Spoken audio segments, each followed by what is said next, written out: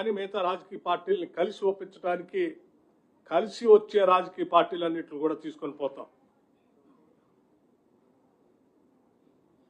అంతిమంగా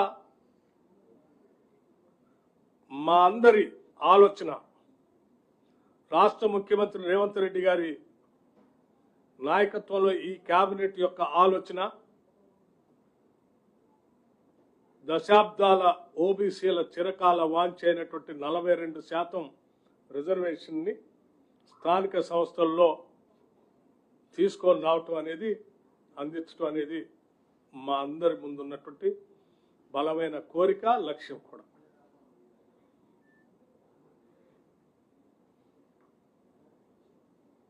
ఇది చేసే ప్రక్రియలో ఇప్పటివరకు మాతో సహకరించినటువంటి వాళ్ళ ధన్యవాదాలు చెప్తూనే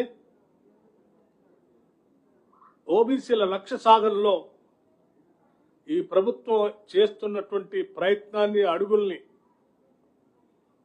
మద్దతిస్తూ ఓబీసీల కోసం సహకరిస్తున్నటువంటి వారికి ధన్యవాదాలు కూడా తెలియజేస్తున్నాం.